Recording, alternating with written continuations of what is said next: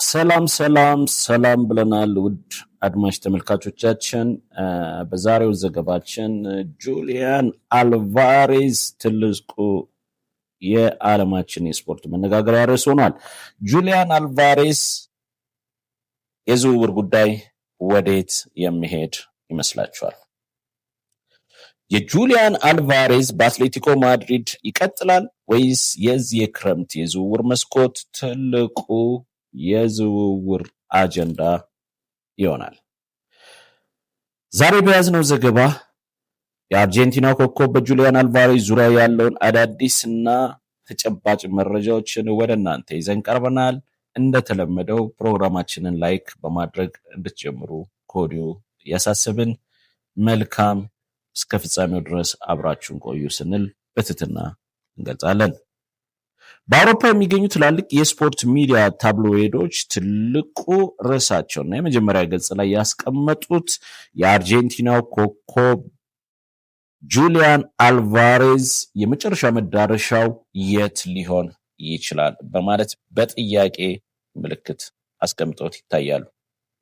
ምናልባት እነዚህን ነገሮች እንደ መነጋገሪያና እንደ ዋና ርዕስ ሊያስቀምጡት የቻሉትና ምንም እንኳን የጁሊያን አልቫሬዝ የዝውውር ጥያቄዎች ቀደም ብለው ሲወሩ በሩመርም ደረጃ ባርሴሎና የመሄዱ ነገር እርግጥ ሆነ፣ አንዴም ደግሞ አርሰናል ጁሊያን አልቫሬዝን እጁ አስገባ እየተባባሉ የተለያዩ የሩመር ወሬዎች ተዘገቡ መሆኑ ይታወቃል።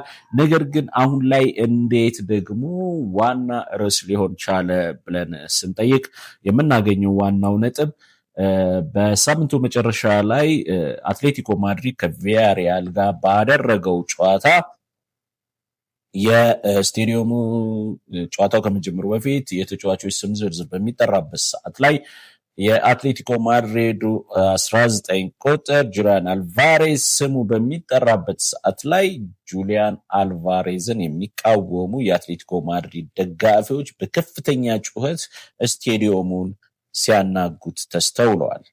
ይህ ብቻ አልነበረም። ከእረፍት በኋላም በነበረው ጨዋታ ጁሊያን አልቫሬዝ ተቀይሮ ወደ ሜዳው ሲገባ የአትሌቲኮ ማድሪድ ደጋፊዎች በተመሳሳይ ተቃውሟቸውን አሰምተዋል። ያ ደግሞ ጁሊያን አልቫሬዝ በሜዳው ላይ በቆየባቸው ደቂቃዎች ሁሉ እጅግ የተቀዛቀዘና ከአቅም በታች የሆኑ እንቅስቃሴውን እንዲያደርግ ያስገደዱ ምክንያቶች ሆነዋል። ጨዋታው ከተጠናቀቀም በኋላም ደግሞ ጁሊያን አልቫሬዝ ከተጫዋቾቹ ተነጥሎ ተጫዋቾቹ የቡድን አጋሮቹ ደጋፊዎቹን ቢሰናበቱም ጁሊያን አልቫሬዝ ግን ከመሰናበት ራሱን ቆጥቦ ቀጥታ አንገቱን አገርግሮ ወደ መልበሻ ክፍል ሲሄድ ተስተውሏል። ለዛም ነው የጁሊያን አልቫሬዝ የዝውውር ጉዳይ አዲስ አጀንዳ ባይሆንም በአሁኑ ሰዓት ግን እጅግ በጣም አንገብጋቢና ዋና ርዕስ ሆኗል። ለምንድን ነው የሆነው? 3 ዋና ነጥቦችን እንመልከት። ጁሊያን አልቫሬዝ እንደሚታወቀው ባለፈው የውድድር ዓመት መጨረሻ ላይ ለክለቡ የቡድን አመራሮች እንዲሁም ደግሞ ለቦርድ አባላት መልቀቅ እንደሚፈልግና ወደ ባርሴሎና ደግሞ ምርጫው እንደሆነ ገልጾላቸው ነበረ።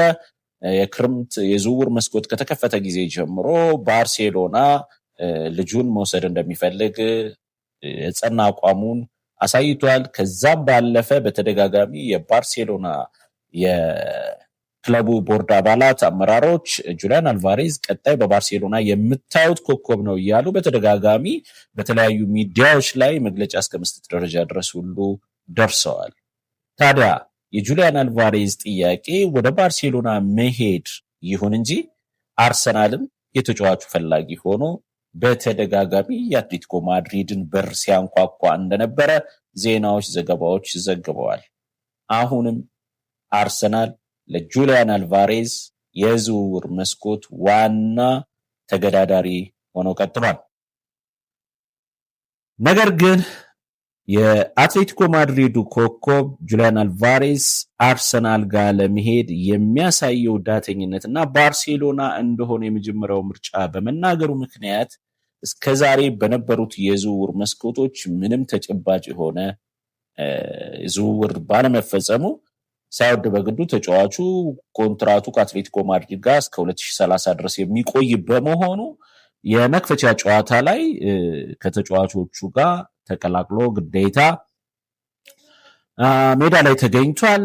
ነገር ግን ሜዳ ላይ ቢገኝም ልቡ እንደሸፈተ የሚያውቁት የአትሌቲኮ ማድሪድ ደጋፊዎች የተለያየ ዘለፋና ስድብ፣ አውት የሚል ተቃውሞ ባነር ሁሉ በመያዝ ልጁን እንዲሄድ ከፍተኛ ግፊት አድርገዋል። ያ ስሜት ደግሞ አሁንም ጉዳዩን እንደ አዲስ የሚያጭሆ ቢሆንም ቀጣይ መዳረሻውን ግን በእንጥልጥል የያዘ ነው። ብዙዎቹ የስፖርት ጋዜጦች እንዲሁም ደግሞ የስፖርት ተንታኞች የጁሊያን አልቫሬዝ ቀጣይ መዳረሻ አርሰናል ሊሆን እንደሚችል ከፍተኛ ግምታቸውን ሰጥተዋል። አርሰናል ሊሆን እንደሚችል ከፍተኛ ግምታቸውን የሰጡበት ምክንያት ምንድን ነው ተብሎ ሲዘረዘር፣ አንደኛ አትሌቲኮ ማድሪድ ለተጫዋቹ የዝውውር መስኮት ያቀረበው ዋጋ ከፍተኛ በመሆኑ ያንን ደግሞ ገንዘብ ባርሴሎና የመክፈል አቅም እንደሌለው በተደጋጋሚ በመዘገቡ ነው። ምናልባት ልጁ ኮንትራቱን አፍርሶ ወደ እንደፈለገው እንደፍላጎቱ ወደ ባርሴሎና መሄድ እንኳን ቢሆን ምርጫው አትሌቲኮ ማድሪድ ለተጫዋቹ ውል ማፍረሻ፣ ምክንያቱም እስከ 2030 ድረስ ስለሆነ ኮንትራቱ የውል ማፍረሻ ያቀረበው $500 ሚሊዮን ነው። ያንን ደግሞ ከፍሎ ባርሴሎና ውሉን አፍርሶ ልጁን የራሱ ንብረት ማድረግ አይችልም ተብሎ 100% ይታመናል። ያ ከሆነ ቀጣይ ማረፊያው የት ሊሆን ይችላል? ምናልባት አዳዲስ ድምፃቸውን አጥፍተው የሚሰሩ የእንግሊዝም ሊሆን ይችላል የሌላ ክለቦችም በውስጥ ለውስጥ ጨርሰው ካልወሰዱት በስተቀር አርሰናል የመጀመሪያው ነጣቂ ቡድን ሊሆን እንደሚችል እየተገመተ ነው። ያ ሊሆን የሚችልባቸው ነጥቦች ብለው ሲያስቀምጡ ደግሞ አንደኛው የአርሰናሉ ስታፍ በተጫዋቾች ግዢ ላይ በከፍተኛ ደረጃ ላይ እየተንቀሳቀሰ ውጤታማ የሆኑ ተጫዋቾችን እያደነ የሚመጣው በቅጽል ስሙ የንስር አይን የሚሉት አንድሬ በርታ ከዚህ በፊት በአትሌቲኮ ማድሪድ ቤት ውስጥ በተመሳሳይ ፖዚሽን ይሰራ እንደነበረ እና ከአትሌቲኮ ማድሪድ ባለስልጣንና የቦርድ አባላቶች ጋር ቅርበት ያለው በመሆኑ ተጫዋቹ ከባርሴሎና ይልቅ ወደ አርሰናል ወይንም አትሌቲኮ ማድሪድ ልጁን ለአርሰናል ለመሸጥ የሚችልበትን በር በሰፊው የከፈተ እንደሆነ እና በተደጋጋሚም አንድሬ ቤርታ በልጁ ጉዳይ ላይ ከአትሌቲኮ አመራሮች ጋር እንዳወሩ ከዛም አልፎ ደግሞ የአርሰናሉ አሰልጣኝ ማይክል አርቴታ ከአንድሬ ቤርታ ጋር በመሆን ጁሊያን አልቫሬዝን በቀጥታ በስልክ እንዳወሩትና የተለያዩ ጥቅሞችን እንደሚያደርጉለትና አባብለው ወደ አርሰናል ሊመጣ ግፊት ማድረጋቸውን የተለያዩ ሚዲያዎች ሲዘግቡት እንደነበረ ይታወቃል።